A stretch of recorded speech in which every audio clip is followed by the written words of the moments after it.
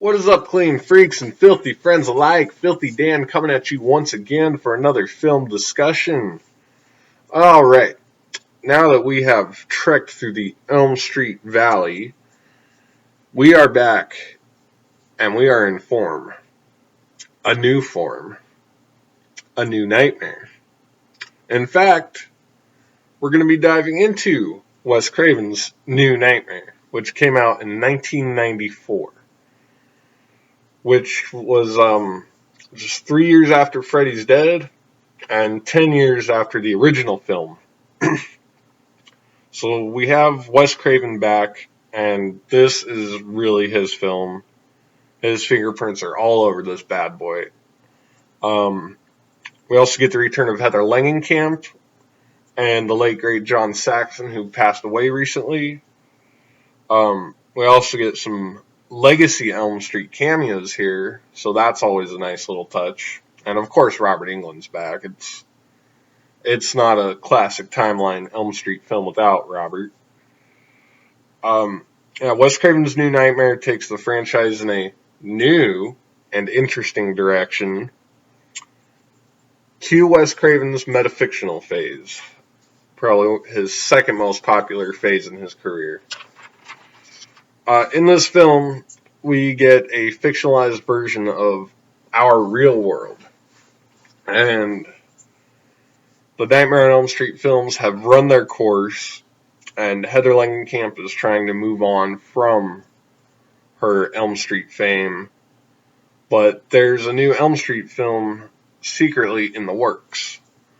This results in things becoming a little strange. Heather's having nightmares because she's got a stalker. Her son is becoming infatuated with the Freddy films. We get the death of her husband, the mental breakdown of her son Dylan, her own mental breakdown, and all this is happening while the line between life and art starts to blur, and the two are starting to come together. And some of this starts happening before Heather even finds out about a new nightmare in the works. Of course, her husband dies after she finds out, but we come to learn that everything going on in this film is also happening in Wes's script. And Heather has to become Nancy one more time in order to defeat the Freddy entity before it enters reality through hers and Dylan's dreams. And Heather has to go into the dream world for one last fight to stop that. And that is honestly the simplest way I can describe Wes Craven's New Nightmare in a short breath. This is also definitely the most highbrow Elm Street film. And honestly, it took this one a while to grow on me. And I mean, it took quite a few years for me to get into this one. As a kid, it didn't sit well with me. There wasn't enough Freddy in it for me as a kid. The kills were kind of iffy for me at the time, but when I became a teenager, it hit me and I actually understood the film. Like, I got the idea of it, so it took a while, but I do heavily appreciate this film now. The idea that the film within the film is coming alive as the film we are watching progresses, say that fast 5 times, that's some next step innovation from horror maestro Wes Craven, especially for the time it came out. It seems to have been a pretty new idea at the time. I don't know how many films were incorporating that metafictional angle. Heather Langenkamp plays herself as well as Nancy in this film. She becomes Nancy just in the final act. This might be her strongest performance in the series, and her chemistry with Miko Hughes as Dylan is really convincing. You can buy that they're mother and son just the way they click on screen. You feel her sense of loss when her husband dies in the film, and you really feel the devastation. You feel what she's going through, and I'm sure that any mothers watching this film really feel a lot of what she's going through. Like I could only imagine. Miko Hughes as Dylan is an interesting character. He's well played by Miko, especially for the young age he was at the time. Um, his character definitely has the creepy kid syndrome that we see in a lot of horror movies. You can almost never have a normal child in a horror film. It's like one of the unwritten rules. The fear that he has on screen it seems authentic, and a lot of times it was authentic. Yeah, it was interesting how they were able to pull that off. I think they talk about it in the Never Sleep Again documentary, but yeah, definitely check that out again. But yeah, it's also cool because Miko Hughes was already horror alumni at this point in his career, and he's only what 6 or 7 at this point. So for to be that young and already horror alumni, that's pretty cool. He had recently been gauged at the time. Recently been gauged in Pet Cemetery from 1989. Well, that's a fun little ditty. John Saxon is back here, and again he plays himself and later Lieutenant Thompson. And again, the man gives a stellar freaking performance. Even with the limited screen time that he has here, he's freaking amazing. His fatherly bond with Heather as himself, it really feels like a genuine friendship, and you get the feeling that these two have known each other for at least a decade. Just the way they talk, and they seem to actually care about each other, and they're not talking as co-stars, they're talking as friends, and I buy that. Um, and of course, when he becomes Lieutenant Thompson in the third act, he is back to his classic no-nonsense 1984 Don Thompson style. So that you can't argue with that. And Robert Englund again, he gives a nice dual performance as well. As himself, he's got some underlying eeriness going on, and his portrayal as the Freddy entity is probably the meanest we'll ever see Freddy in this franchise, and it's also one of his darkest performances in the role. And honestly, when it comes to the performances and characters, I don't see a really bad performance in here at all. Even the non-actors, like the New Line staff, like and Wes Craven, they all give pretty good performances as themselves. That's probably why the performances were all right. It's like just be yourself, pretend you're not on film.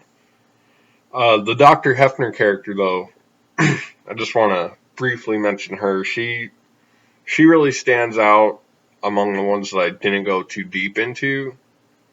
Like she kind of works as a secondary human antagonist in the film. Just something to hold Heather back and really kind of get the audience to be like, oh, come on, come on, come on, you know.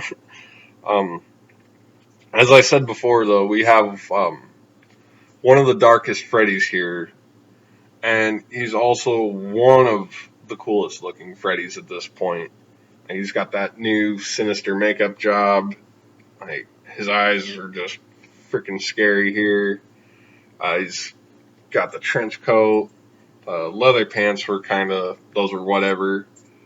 His new glove, like you could see the little skeleton on the fingers there. He's got the little thumb claw, so it makes it a little more cat-like. And his quips in this film are definitely the most mean-spirited up to this point. Like Freddy's not a nice guy at all, but in this one he's just mean this time around. Absolutely rude. The effects are neat here. from the previously mentioned look of Freddy to the freeway scene, the whole glove coming alive in the opening. While some of the effects are clearly dated here, none of them really look like crap. They're I wouldn't say that they're like the Terminator 2 effects, but they're effects of that same time period. So some of them are, I guess, generated the same. I don't know a whole lot about computer effects, but yeah, I'm not gonna complain about the effects of this film at all. The opening scene too really nods itself nicely to the original film.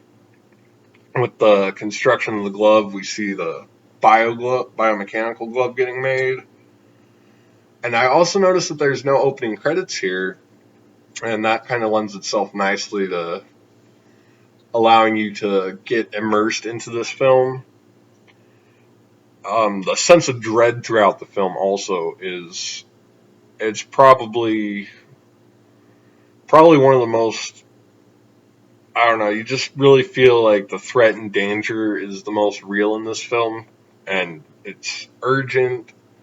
Like it's definitely some of the highest feeling stakes in the franchise at this point. And I don't know, part of it probably has to do with the including the metafictional angle of the film. I mean, if it was just Nancy, the character Nancy, the stakes probably wouldn't feel as high. But since it's the real world starting to be under attack by the art, it kind of creates a nice little sense of dread. um, and I know in the Dream Child, I gave that film crap about the small body count, but that doesn't bother me here, and I think some of that lends itself to the story being as compelling as it is. Um, yeah, you don't have to have a high amount of kills if the story will compel you, and vice versa. Like you can have a movie with 20 kills, the story can be crap. Like I sometimes one or the other works, but you can't not have both in a slasher film, basically. Um, and this is probably the most least slasher. This one's more kind of like the first two. It's heavy on the psychology. Um, it's cool how the people involved with the film within the film, they all seem to be having nightmares. Although it's not explicitly stated outside of Heather and Wes, how you do get the feeling that Robert Englund and Bob Shea are having nightmares. It's just kind of little nuances in their performance that kind of lend to that. One specifically being Robert Englund's Freddy painting that we see him working on at one point, which is a nice looking piece of art, I might add. Um,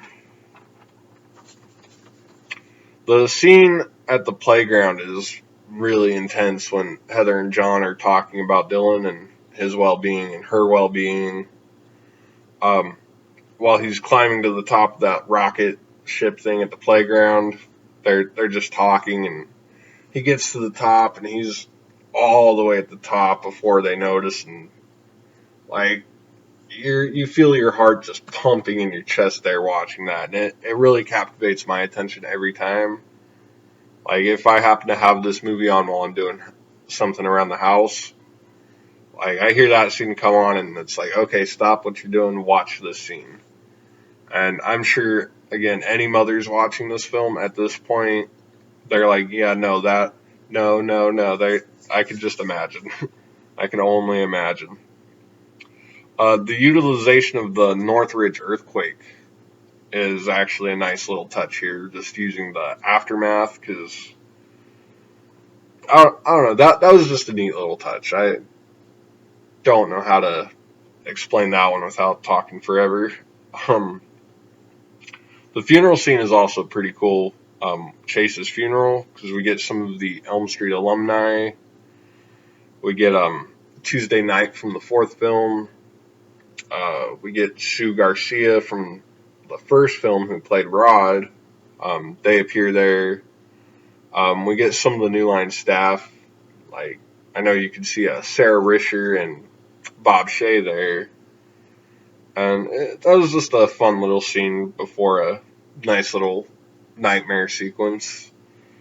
I like that the "screw your past" line makes a comeback here when Heather is running through the hospital, and she goes into the restricted area, and they're like, "Hey, this is a restricted area. Do you have a pass?" "Screw your pass." Freaking love it.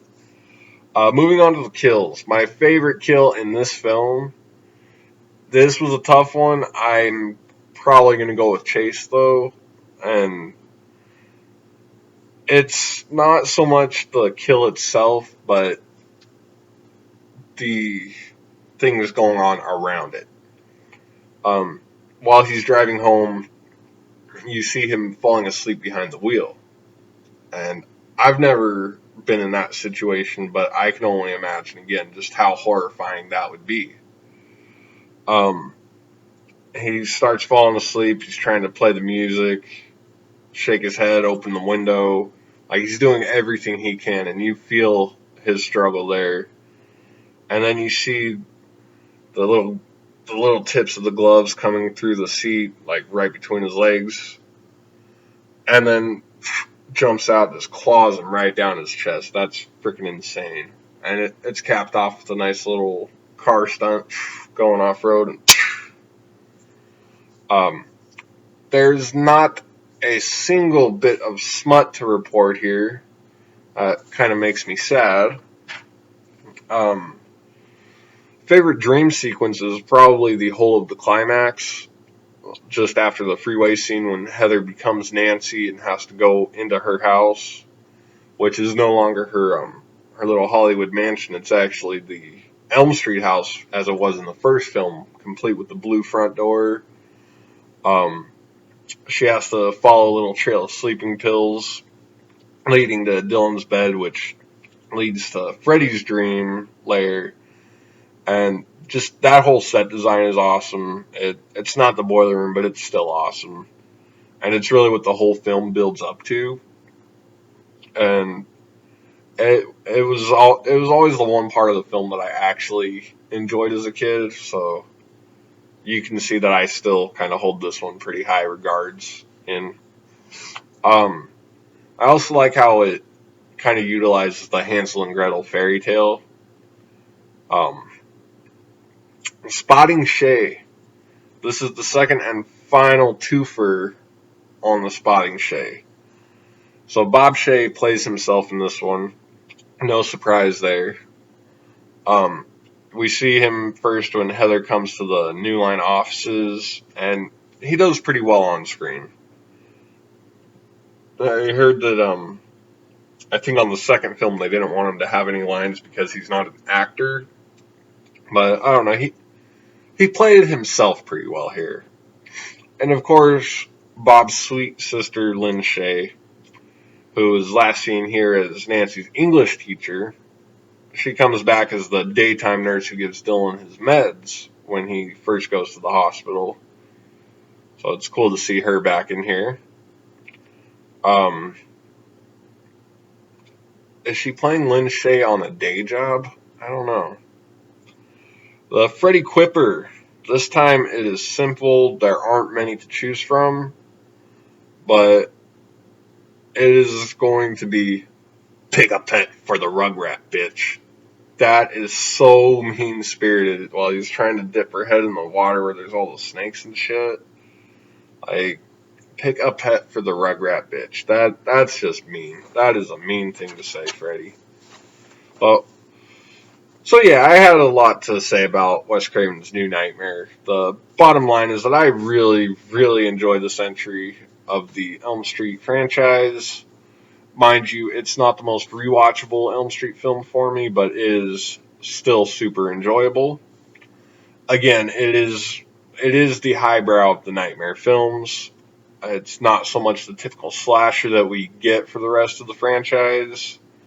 And once more, it's very well acted. The characters are well written, and part of that has to do with Wes Craven being back. So if you simply haven't gotten around to watching Wes Craven's New Nightmare, or you've been avoiding it for being the different one among the franchise, cast aside any doubts, buy it, watch it, and I think you're going to love it. Just ask most Fredheads, and you will hear that this is usually within the top 3 to top 5 of their ranking of the franchise. Anyway, thank you all for watching. Please don't forget to like, share, subscribe, leave a comment down below. What is your favorite film that involves the production of another film? Is it this one? Or is it something else? As always, stay filthy.